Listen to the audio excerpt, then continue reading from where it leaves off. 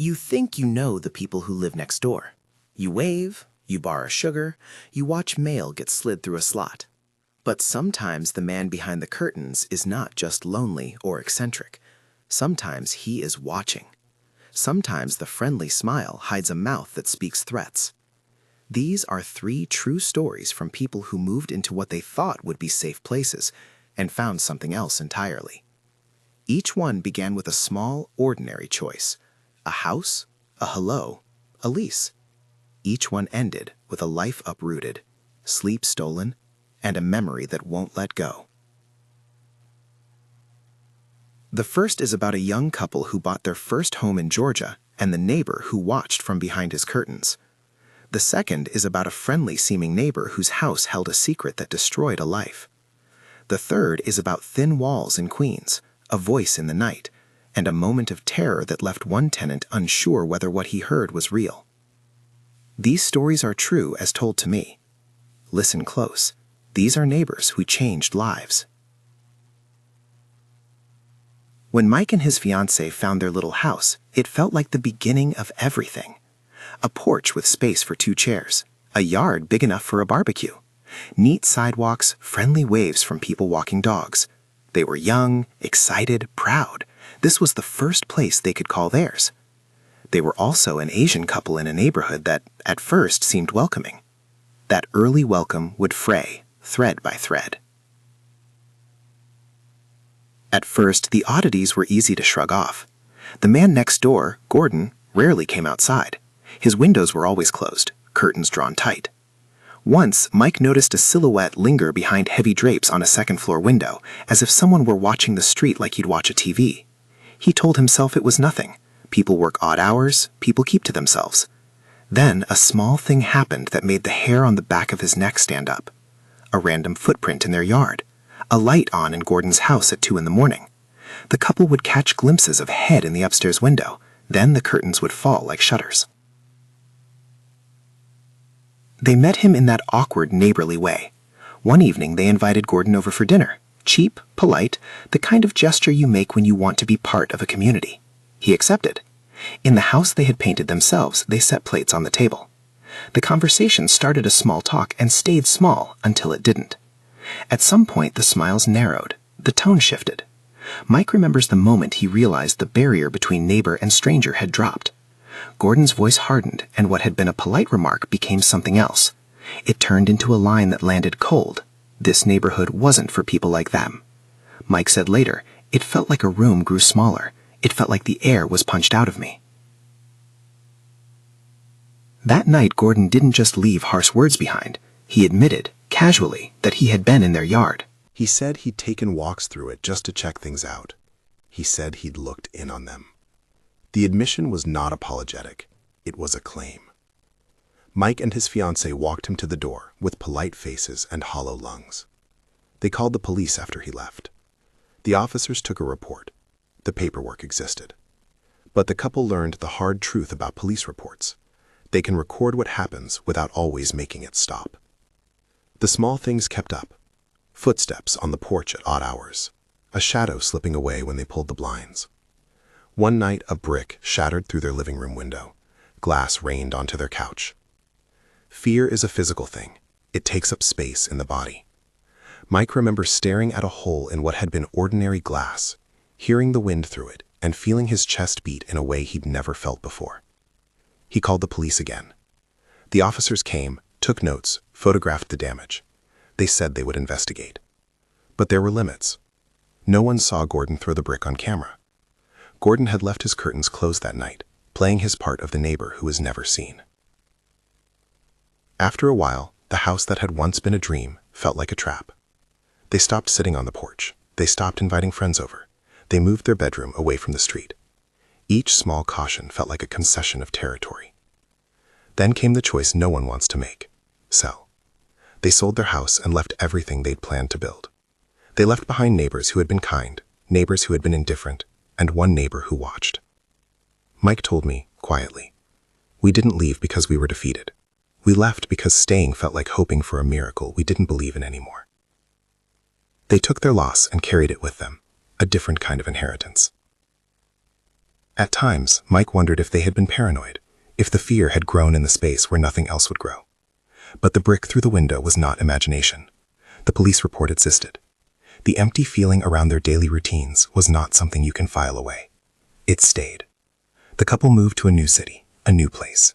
But the memory of the curtains, closed, heavy, watching, followed them. They would tell friends in the afternoons, over coffee, voices dropping when they reached that part. He said the neighborhood wasn't for people like us. Mike still flinches at silhouettes at windows. If this is the kind of true horror that gets under your skin, consider liking and subscribing. There are 2 more stories coming that get darker, and I'll be right here to tell them. Noah's neighborhood started the way so many tragedies do, with a friendly gesture. When he and his partner moved in, a woman from down the street brought over a slice of red velvet cake and a smile. Her name was Veronica, her husband was Daniel. They lived 2 houses down. The cake said welcome. The couple thought they had found good neighbors. They didn't know what they were walking into. The early signs were subtle. Voices raised thinly through closed doors. Doors slammed. The kind of arguing you tell yourself happens in every home once in a while. Noah and his partner tried to be the kind of people who looked away and let the other parties be. But then, Veronica stopped being at the mailbox. She stopped waving. Naomi or Veronica, Noah isn't sure how to say it, because in his mind, she was an ordinary person who had once offered him dessert. She disappeared from public view. Daniel offered reasons that didn't add up. He said she was staying with family, she was sick, she was away. The excuses stacked themselves like cards. Something felt wrong. One afternoon, the arguing reached a pitch that could not be dismissed.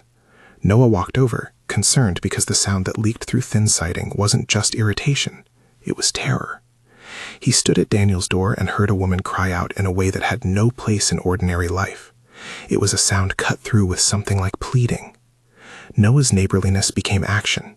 He called for a welfare check. He asked someone else to call, because confronting a person who might be violent felt like stepping onto thin ice. Police came. An ambulance arrived. The details that followed are not easy to repeat. Veronica was found seriously injured, and soon after was dead. The narrative that had begun as normal dissolved into headline reality. A neighbor had concealed a horrific violence behind a friendly domestic face. Daniel was arrested. The charges were brought as they were reported to Noah. He was told later that the legal system processes these things in a way that tries to be swift and methodical. But for Noah, nothing could be swift enough. The arrest did not stitch the wound. It didn't bring back the woman who had once handed them cake. And worse, Daniel turned his gaze on Noah. After police left, Noah says, Daniel said to him plainly, "You'll regret this." Those words weren't idle. They lodged in Noah's head and grew into nightmares. Some nights Noah dreams the door bursts open. He dreams Daniel in the dark, a knife glinting. He wakes with his heart a fist inside his ribs. He checks locks 3 times, 4 times. You try to explain what it feels like to be threatened by someone with whom you'd once shared pleasantries. It's like waking in a room you thought you owned and finding a stranger kneeling at the foot of your bed. Noah doesn't go down that street anymore. He moved away, tried to empty the space Daniel had filled with violence and fear. But moving is not an eraser. He says, "You keep thinking about how normal it all looked. You keep thinking you could have noticed more. You keep thinking of the cake. The cake becomes a small symbol of how ordinary gestures can mask disaster." There are layers of responsibility here that do not make for neat answers. The police acted. Daniel was arrested. The court process began. But justice, legal justice, cannot undo grief. It cannot mend a life that ends too soon. It cannot erase the sound of a woman's last cry that flooded a neighbor's ears. And the man who carried that secret behind his door is the terrifying part. The capacity for someone to live among polite neighbors and commit a private horror for which no one outside would guess. Noah still hears the words. He still checks locks. He still sees a cake in a neighbor's hand and wonders. The sense of betrayal is not just personal. It's a lesson about the fragility of the assumptions we make about the people in the houses around us. People who look like friends on the porch can be hiding a storm. If you lived next to someone who seemed too perfect, what would you do? The right answer is to act through proper channels. Report abuse if you suspect it. Call for welfare checks. Keep a record. But there is no easy fix for the sleep stolen from someone who knocked on his neighbor's door to help and ended up watching a life end. The third story is quieter in some ways, but maybe that makes it worse. Devin lived in a duplex in Queens. Thin walls, close neighbors, the buzz of city life that acts like a blanket, sometimes comforting, sometimes smothering. He worked nights. He slept days. That contrarian schedule made his apartment feel like an island. When he first moved in, the neighbor would mumble, little noises through the shared wall, at first so faint he could ignore them. Then the noises became words. It started with tapping, single taps, spaced out. Devin assumed it was the neighbor's house settling, a cat, traffic. Then the words came through the wall, muffled but unmistakable. What are you doing in there? At first, Devin laughed it off. He pounded back into the drywall, figuratively with anger, not physically, saying, "What are you doing?" through the wall. He called his boyfriend to listen because the voice sounded wrong, not the low rumble of someone reading aloud, but a needle-sharp murmur aimed like a glance through the darkness. The neighbor's replies did not make sense. The tapping started to become a pattern. The voice began to escalate at night when Devin slept. A thin, high tone broke through his exhaustion, words not meant to be heard by a housemate, words meant to trespass. Then came the moment that made sleep impossible. Devin woke up disoriented and heard distinct knocks, on his door and on the bedroom wall. He rolled over and heard a voice right inside his room that said, "Go to sleep." The voice had no muffling, no echo. It was as if it had been in the room with him, standing by his bed. He describes running out of the apartment with no shoes into the street, heart pounding so hard it hurt. He called 911. The police arrived and swept the duplex. They looked for signs of forced entry, for the footprints of someone who had crept through unlocked entrances, for any proof that someone had been there. They found none. No door opened, no window ajar. No neighborly confession.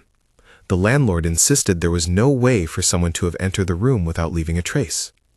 So what had Devin heard? The files from the police read like an unresolved question. They documented Devin's call and the officer's search. The official record stated plainly, no evidence found. That did not comfort Devin. He believed he had been spoken to from inside his room. Whether it was a prank, a mentally ill neighbor, someone with access he could not account for, or something else entirely, Devin never knew. The ambiguity gnawed at him. The not knowing is a weight all its own. He moved out shortly thereafter. He broke his lease, slept at a friend's house, stayed away from the apartment he had already paid to live in. The landlord argued. The landlord seemed angry. Devin remembers the thinness of the city nights, the way sounds you thought were private slip into the hall and into your life. He says, simply, you stop trusting the idea that walls are walls. He kept replaying the voice in his head. Had it been a neighbor emboldened by anonymity? Had it been a trick of his sleep-deprived brain? The police could document the call and note that no evidence of entry was found, but they could not tell him whether something real had happened. That uncertainty followed him. All three stories end similarly. People uprooted, lives shifted, trust broken. Different kinds of violence, the same result. A home is no longer safe. The man who watches from behind curtains, the man who hid a deadly secret behind red velvet cake, the voice through a wall that may or may not have belonged to anyone at all. Each of these neighbors turned ordinary domestic space into danger. There are common threads here. The first is that evil often wears a neighborly face. Friendly waves, borrowed sugar, casual invites, all can be a mask. The second is the failure of systems to fully protect. Police took reports, police documented, arrests occurred. But paperwork is not a shield you can hold up when someone decides to escalate. The third is the aftermath, the way trauma lingers. Moving is not closure, it's a bandage, sometimes necessary, sometimes only a partial fix. The mind remembers the sound of a voice at night, the silhouette behind a curtain, the fragile ease of a porch coffee ruined by a brick. The body remembers too, tighter jaw, racing heart, a habit of checking locks. There is also the question of what to do when you suspect something. Report it, document it, call for welfare checks when you hear abuse, stay within the law, keep boundaries. But even when neighbors act responsibly, calling the police, checking in, the outcome can still be imperfect. That truth is one of the harder lessons in these stories. Doing the right thing does not always prevent tragedy, and it can sometimes place you at the center of the danger. After each of these incidents, the people involved were left with the rawness of survival. Mike and his fiancée sold their home and carried with them the memory of curtains forever closed and a brick on the floor. Noah lost a neighbor who had once seemed kind. He lost sleep and lives with verbal threats that echo in dreams. Devin moved away from an apartment that no longer felt like a place to rest. He carries the knot of not knowing what he heard or who said it. Each of them, when asked what advice they would give someone else, said the same thing in different ways. Trust your instincts, but keep records. Don't confront danger alone. Use official channels. Protect your safety first. What of the neighbors left behind? Those who still live on the street where curtains are drawn, where a brick once broke a window, where cake is remembered as something that contained a lie. They walk a line between normal life and vigilance. You can't live permanently afraid, but you can live awake. That's a delicate balance. It's also a weary one. These are real stories. They're not polished for dramatic effect. They are messy, painful, and true. They are about the violation of private space, about the inability to assume safety simply because you live within four walls. They are about how ordinary people, like you and me, can find their lives turned inside out by the neighbor they trusted or the neighbor they waved to. So, when you see a curtain twitch, when you hear a late knock, when a neighbor's laughter is too loud and too sharp, pay attention. Not because you should become suspicious of everyone, but because sometimes the things we ignore become the things that hurt us. Talk to someone, file a report, keep a record. And sometimes, when fear is heavy, leave. Moving isn't a failure. It can be a survival strategy. Protecting your life and your peace is not cowardice. It's common sense. These stories end not with vengeance, but with the quiet, persistent work of recovery. They end with people rebuilding, new houses, new streets, new locks. They end with nights where the heart slows down again, sometimes slowly, sometimes not at all. They end with the knowledge that neighbors can be angels, and neighbors can be threats. And you sometimes have to make choices before all facts are in. That uncertainty is its own kind of terror. If one of these stories hit a nerve, if you found yourself thinking of the person who sounds like Gordon or Daniel, or the voice that said, "Go to sleep," remember that there are steps to take. Call the non-emergency line or emergency services when immediate danger is present. Reach out to local victim services if you've experienced abuse. Share what happened with friends or family and keep records of incidents. But also know this: it's okay to leave. It's okay to move. Your safety matters more than staying to prove something to someone else. The street outside your window can look the same tomorrow. The mail still gets delivered. Kids still ride bikes. But once you've seen what hides behind a curtained window, or heard the last cry through a thin wall, you cannot unknow it. You carry it with you. You choose differently because you must. These were 3 true stories of neighbors who turned ordinary lives into nightmares. They are stories of watching, of hiding, of violence, and of the small, brave acts that followed. They are stories of people who did what they could when the world broke. They are not here to scare you into paranoia. They are here to remind you that safety is sometimes fragile, and that the people at our doors may not always be who they seem. Look at your street tonight. Look at your curtains.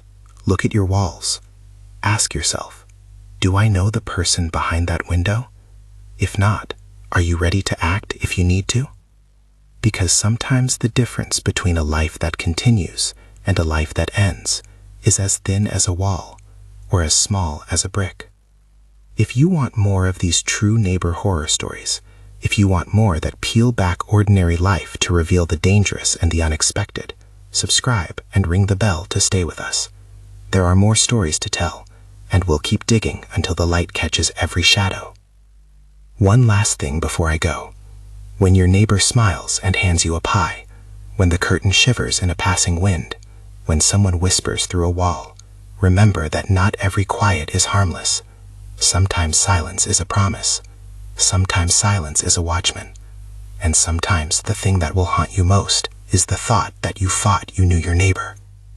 What are you willing to do to keep yourself safe when the person next door looks like everyone else?